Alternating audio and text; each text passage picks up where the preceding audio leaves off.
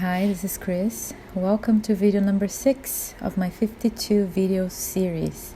Today I'm painting this cute little house and you'll see how it went. It took me a long time to make this and yes, that's why this video is a bit on the long side. Let's jump right in. I already had the sketch done on this watercolor paper. And this time I'm trying a new paper. I was very scared to use this paper because it felt so precious and special. It's a hot press, 100% cotton watercolor paper.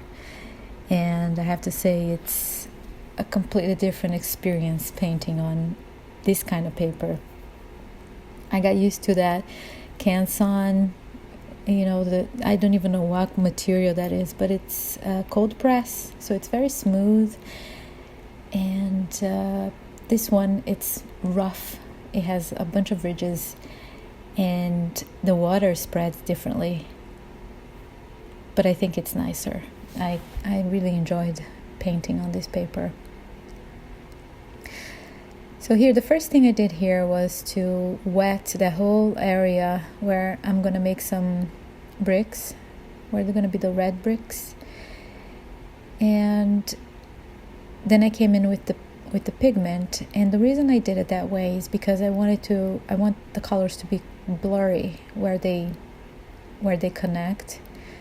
And yeah, by doing wet on wet, you get that effect. This part here is cinder block, and I'm doing the same technique. I'm just wetting the whole thing again first, and then I'll come back with the pigment.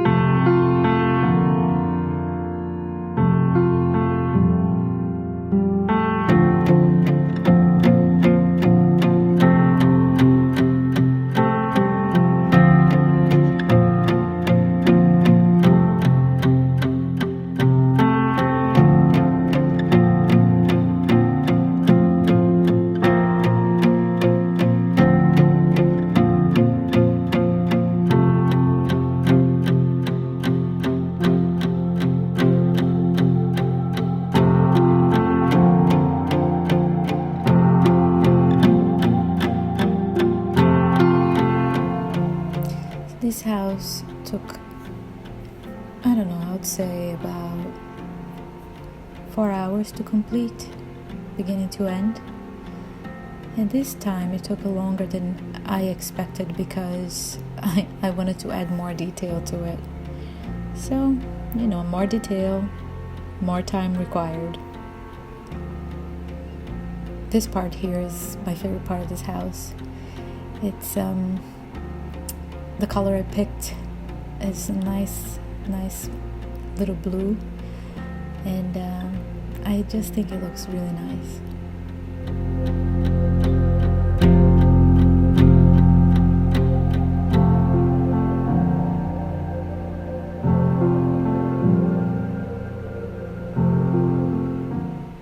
I think that's my favorite color.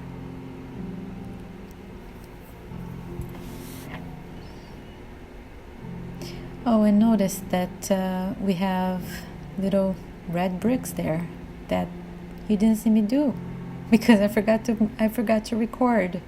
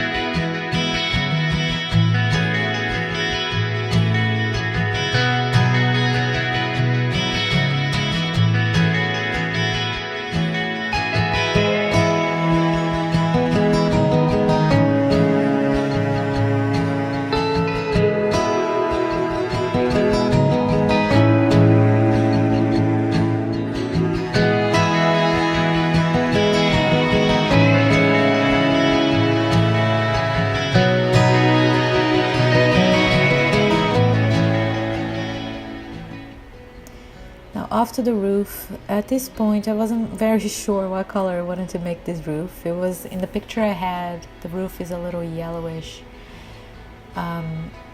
So I ended up going with this yellow ochre mixture. I added a little bit of black to it, very, very tiny bit, to make it a little darker.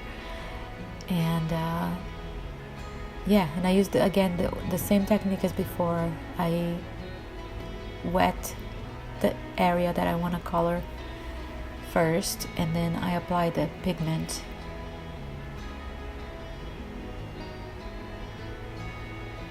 And I'm doing it in a way so that the edges, or the parts closer to the roof, they're closer to the blue lines, will be a little more contrasty.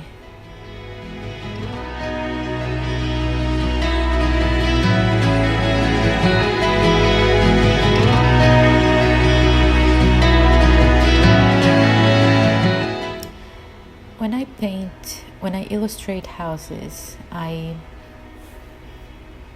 start painting from the thing that I think is the easiest to the hardest. And for some reason, this part here felt like the hardest part. Well, not the hardest, but one of the hardest, because it's like an eave. Is that what you call that part of the house? And it has a lot of shadow underneath it. And creating depth, I still have to think a lot about what I'm doing when I'm creating depth. I can just jump right in with it. So I left this one towards the end of the house, so I could look at the rest of the house and get a better idea of how I'm gonna create depth here.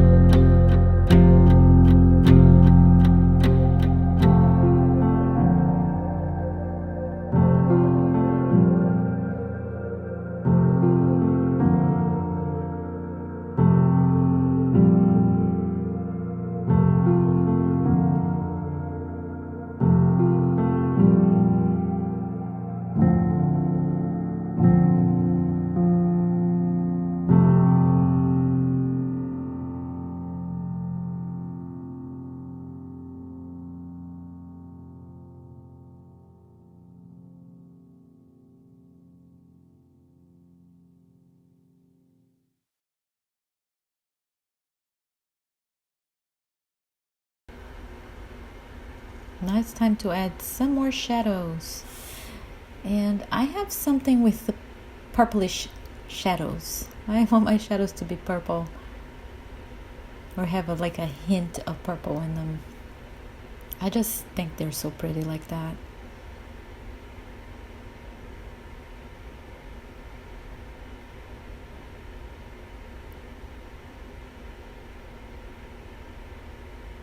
I have to be extra careful with the shadows. They are something that scares me. Shadows scare me.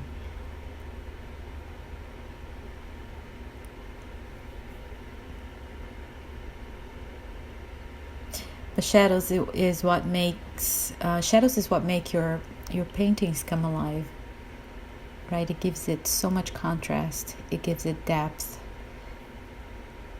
You can't do any type of artwork without shadows. Otherwise, they're gonna look too flat. I mean, I guess you can if it's your style. Shadowless art.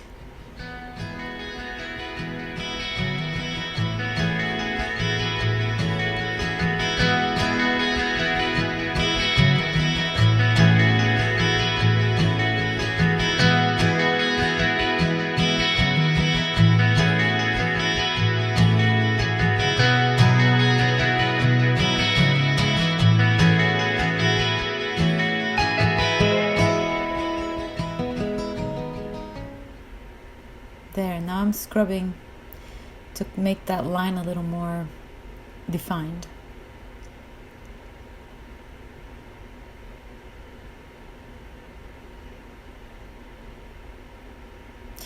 And this is one of my favorite parts, creating the depth of a window. In the original picture, these windows had curtains behind them, but I chose not to add the curtains.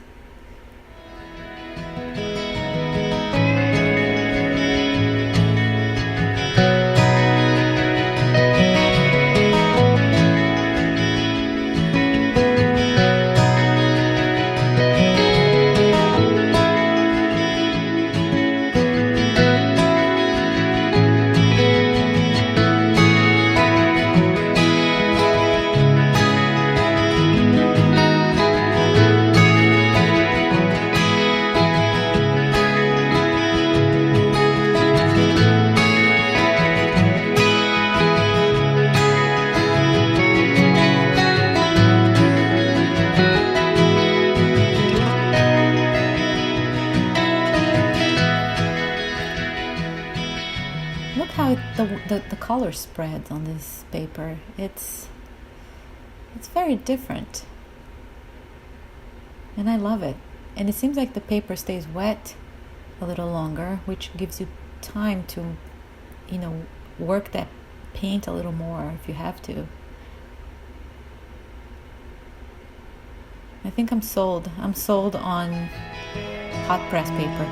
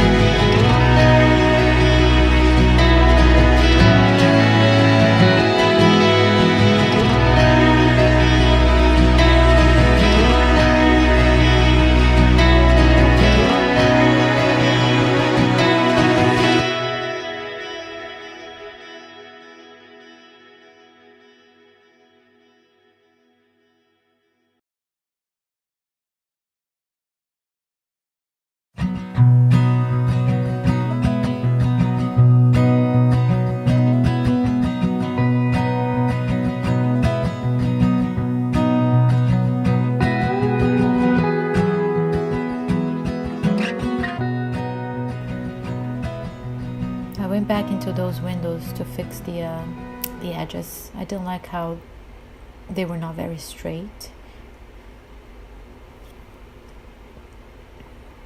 And I also felt it could be a little darker, to give the impression of depth.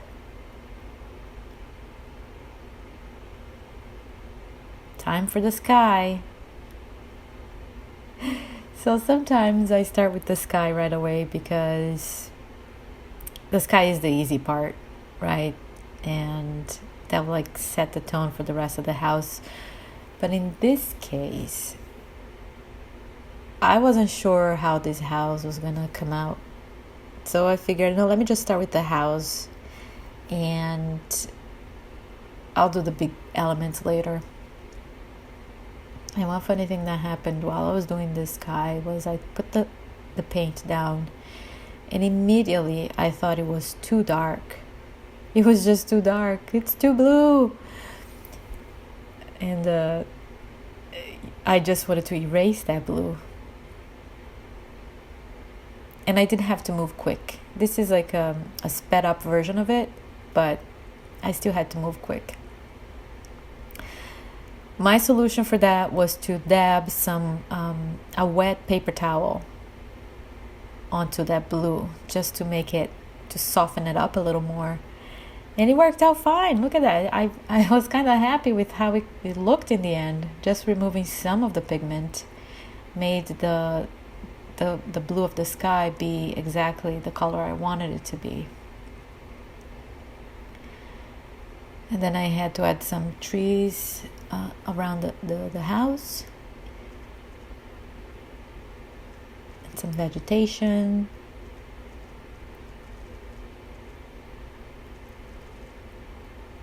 I started with a very light green, and then I added a stronger green.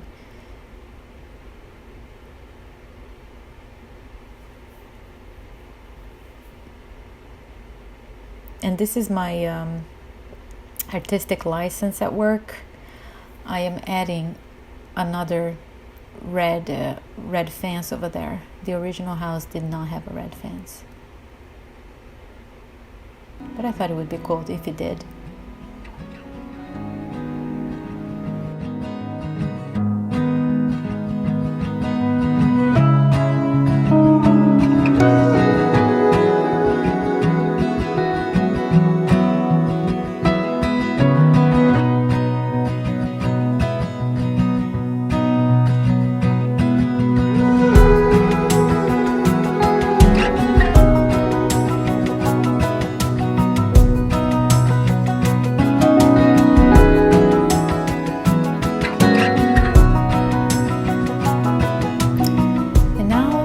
Finalize the house, I go over it with my micron pen, and this step sometimes it can happen before I lay down the watercolor or after. I don't have a process that I follow to the T every time. It's I will do the things differently every time I paint.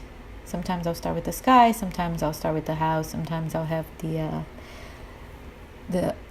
ink outlines in place already before I lay down the paint. And sometimes I'll leave it to the end like I did for this one. And it just makes everything pop. I just love this. I love this step of adding the lines there with the pen. It's just...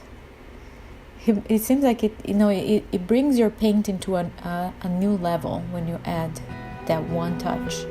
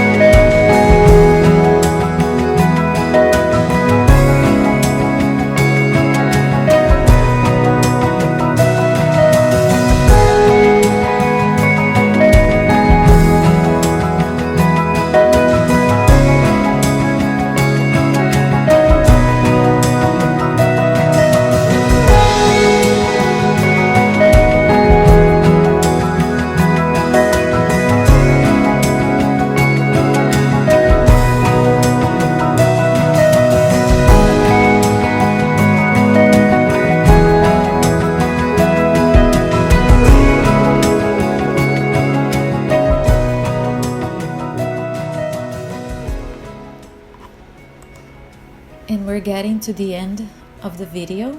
This was video number 6, and I did this whimsical little house illustration. I hope you enjoyed it, and I hope to see you next time. I don't know what I'm gonna do next week yet, but it won't be a big painting like this one. And if you haven't subscribed yet, subscribe. There's a little button over there. And if you want to see more of my houses, I am gonna put a link to the other houses I did. I think this one is my best house so far. I really like the colors. All right, that's all for now. Thank you so much for watching. I'll see you next time. Bye.